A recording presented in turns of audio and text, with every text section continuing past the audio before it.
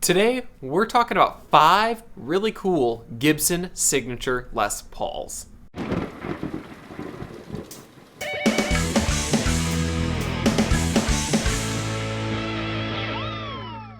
What's up everybody, Jake here, and today I am going to tell you guys about my 5 favorite signature Les Pauls from Gibson. Real quick, if this is your first time visiting my channel, do make sure to hit that subscribe button to stay notified on new videos. Alright, so we're just going to jump right into it, starting off at number 5 in no particular order, for the most part, the Dave Amato Les Paul Axis signature. So Dave Amato has been teasing his signature Gibson for about 37 years now. Just kidding, it's been like 5 or 6, but it seemed like forever. So when Dave Amato, if you don't know who Dave Amato is, he is the current guitar player for REO Speedwagon. When he first started talking about a signature Gibson, it was a single humbucker with a Floyd, single volume, single tone shred machine. However, this guitar was just released this year and it is almost completely different from that. It still has a Floyd Rose. Calm down, stop throwing tomatoes. Calm down, it's okay. It still has the Floyd Rose. It has 57 classic humbucking pickups, a ebony fingerboard, and of course the excess contour heel to make it feel like you don't even have a neck joint. I personally think the prototype looked a ton cooler, but I think they steered away from it because it looked super similar to the Joe Perry signature.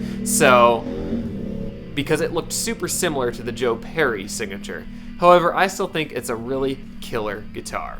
Number 4, the Zak Wylde Les Paul. Now, I think the Zak Wylde guitars get a lot of hate, but I think they're pretty cool. Now, besides the bullseye, it's just a straightforward Les Paul with EMG 81-85 pickups. All the specs are actually based on his 1981 Alpine White Les Paul that he used when he joined Ozzy.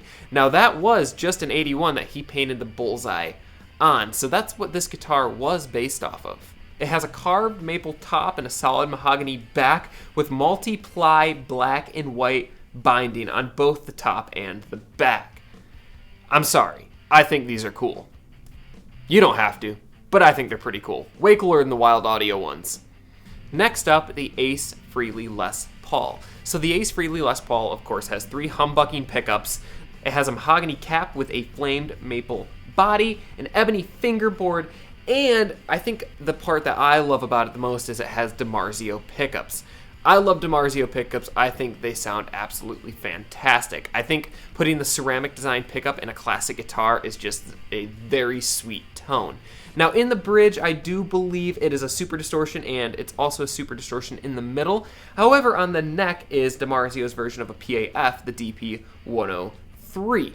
So this guitar is just ready to shred, and I think it's very cool. Now, I may not be the biggest fan of Kiss, but I do still think that's a very cool guitar.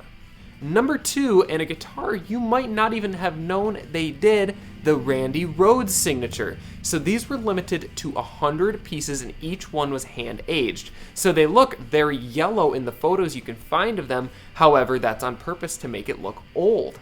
This guitar had Super 74 humbuckers with an ebony fingerboard, and what's really cool is it had an AVR1 bridge. So it was just this was just a classic spec Les Paul to Randy's specific specifications. Now, I do believe they were signed by his brother and his sister, if I do remember right, but these are super rare, and the only one I could find was going upwards of $10,000 because there was only 100 of them made. Number 1 in my, what might just be favorite Les Paul of all time, the Buckethead Les Paul. So they made 2 versions of this Les Paul. The Studio, which did not have binding and had a gloss finish, and then the Signature, which was his exact specs and had a satin body with binding. Both these guitars, I believe they made 500 of each version, but what makes them so different from a normal Les Paul is they are 27-inch scale length. That is 1 more inch away from being considered a baritone guitar. Now, the reason why they don't really look like it in photos is if you look at a normal long scale length or a baritone guitar, you can tell right away. But you can't tell with his because it has an oversized body. It has about an extra inch going around the entire body, so that entire guitar is a lot bigger than a normal Gibson Les Paul. It of course has the 2 arcade style kill switches with 1 volume pot and 1 tone pot, and it also has coil splitting. These guitars are actually faked quite a bit, and one of the easiest ways to tell if it's a fake is to just try to put it in a normal Gibson Les Paul case, because it ain't gonna fit if it's real. Like I said, they're extremely oversized, so they came in a custom case to accommodate that. I think these guitars just look extremely cool. I think they sound really good when you hear people play them, and I would love to own one, but unfortunately I do not have $6,000 to spend on a guitar. Or do I? Stay tuned. I'm kidding, I don't. I don't. Alright guys, so that is my 5 favorite signature Gibson Les Pauls. What are your favorite signature guitars? Let me know down below. Otherwise, that's going to do it for this video. Don't forget to hit that subscribe button, throw a thumbs up on this video, and any comments, throw them down below. See you guys later.